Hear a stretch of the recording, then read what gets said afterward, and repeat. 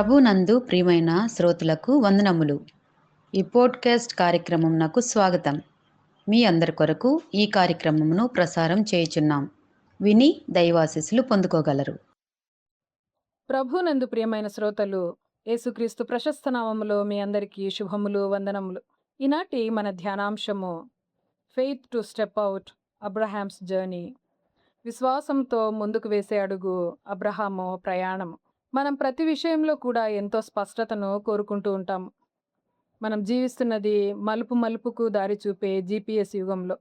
మన ఫోన్లో మనం వెళ్ళవలసిన గమ్యస్థానాన్ని టైప్ చేస్తే మనం ఏ దారి గుండా వెళ్ళాలో, ఏ సమయానికి చేరుకుంటామో అన్నీ ముందే గూగుల్ మనకు చెప్పేస్తుంది.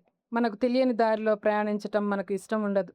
కానీ ఆత్మీయ జీవితము సాధారణ జీపీఎస్లా పనిచేయదు. దేవుని పిలుపు తరచుగా ఒక వివరణతో కూడిన మ్యాప్లా కాకుండా ఆజ్ఞలా వినిపిస్తుంది. అడుగు ముందుకు వేయమని. ఈరోజు మనం విశ్వాసానికి తండ్రి అయిన అబ్రహాము ప్రయాణం ద్వారా విశ్వాసంతో అడుగు ముందుకు వేయటం గురించి కొద్దిసేపు ధ్యానం చేద్దాం. హెబ్రీ పత్రిక 11వ అధ్యాయము 8వ వచనంలో ఈ విధంగా వ్రాయబడి ఉన్నది. అబ్రహాము పిలువబడినప్పుడు విశ్వాసమును బట్టి ఆ పిలుపునకు లోబడి తాను స్వాస్థ్యముగా పొందనై ఉన్న ప్రదేశమునకు వెళ్ళెను. మరియు ఎక్కడికి వెళ్ళవలెనో అది ఎరుగక బయలు వెళ్ళెను.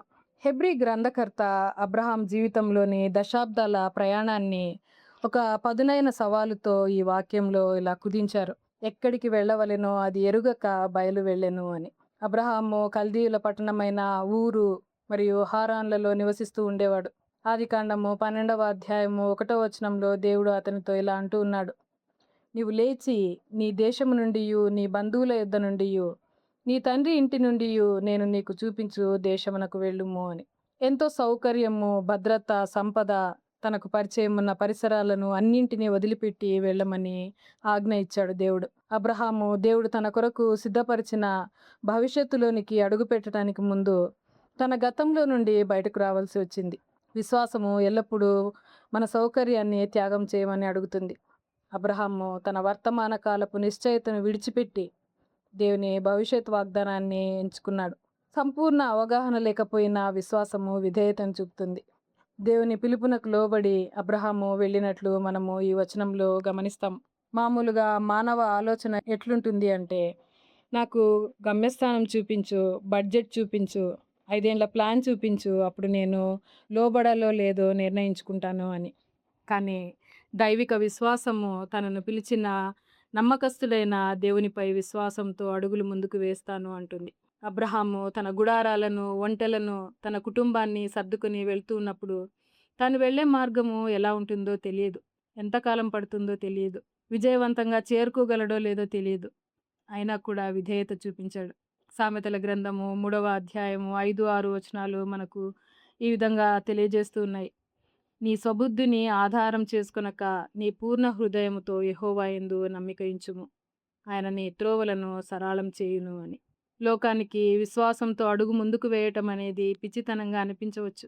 కానీ నిజమైన విశ్వాసం అనేది చీకట్లో గుడ్డిగా దూకటం కాదు. అది దేవుని గుణాతిశయములనే వెలుగులోనికి స్పృహతో వేసే అడుగు. తాను స్వాస్థ్యంగా పొందనయున్న స్థలమునకు అబ్రహాం వెళ్ళాడని లేఖనం చెప్తోంది. ఆ ఆశీర్వాదం అతడు ముందుకు సాగటంతో ముడిపడి ఉంది. అబ్రహాము హారాన్లోనే ఉండి ఉంటే అతడు ధనవంతునిగా, సౌకర్యవంతమైన వ్యక్తిగా మిగిలిపోయేవాడేమో. కానీ అతను జనములకు తండ్రి అయ్యేవాడు కాదు. మనము సుఖవంతమైన, సౌకర్యవంతమైన వలయంలో అలాగే కూర్చుని ఉన్నప్పుడు దేవుని అద్భుతమైన నిబంధన మన పైన కుమ్మరించబడదు. అది మనం లోబడే దారిలో నడుస్తున్నప్పుడు అది మనకు లభిస్తుంది.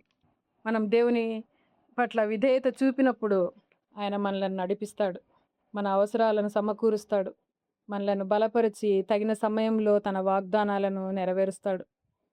దేవునిపై నమ్మకం ఉంచిన వారిని ఆయన ఎన్నడూ నిరాశపరచడు. అబ్రహాం జీవితం ద్వారా మనము నేర్చుకోవలసినవి దేవుని పిలుపు వినటము, సంపూర్ణ అవగాహన లేకపోయినా కూడా విధేయత చూపించటము, పాత వాటిని విడిచిపెట్టటము, దేవుని వాగ్దానాలను నమ్మటం. ప్రియ శ్రోతలు, ఈరోజు దేవుడు మనలను కూడా విశ్వాసంతో ముందుకు అడుగు వేయమని పిలుస్తూ ఉన్నాడు. అడుగు ముందుకు వేయటం అంటే అబ్రహాములాగా ఎల్లప్పుడూ దేశాన్ని వదిలి వెళ్ళటం కాదు.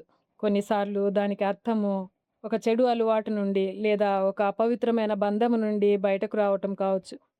మరి కొన్నిసార్లు మనల్ని గాయపరిచిన వారిని క్షమించటానికి మన అహాన్ని పక్కన పెట్టడం కావచ్చు. ఇంకొన్నిసార్లు పరిచర్యను ప్రారంభించటము, మన కెరీర్ మార్గాన్ని ఎంచుకోవటము, లేదా చివరకు కఠినమైన నిజాయితీతో కూడిన సంభాషణను చేయటం కావచ్చు.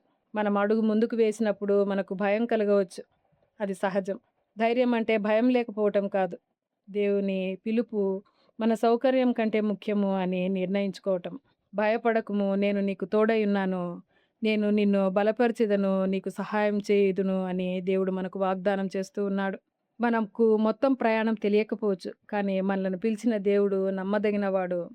మనకంటే ముందు వెళ్ళే దేవుడని, ముందుకు అడుగులు వేయగల విశ్వాసమును, విధేయతను దేవుడు మనందరికీ అనుగ్రహించునుగాక. ప్రార్థన చేసుకుందాం. మా ప్రియ పరలోకపు తండ్రి, అబ్రహాముకు ఉన్నటువంటి ధైర్యమును, విశ్వాసమును మాకు దయచేయము. మీరు మాకు తోడై ఉన్నారని, మమ్మల్ని బలపరిచి మాకు సహాయం దయచేయు దేవుడవని విశ్వాసంతో మా అడుగులు ముందుకు వేసే కృపను మాకు దయచేయమని యేసునామంలో ప్రార్థిస్తున్నాం తండ్రి. ఆమేన్.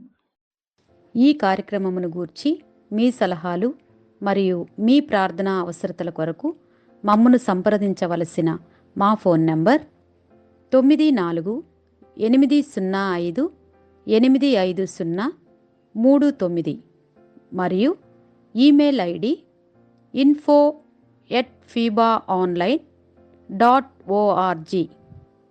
మా ఫోన్ నంబర్ మరొకసారి 9480585039. Email ID info@fibaonline.org.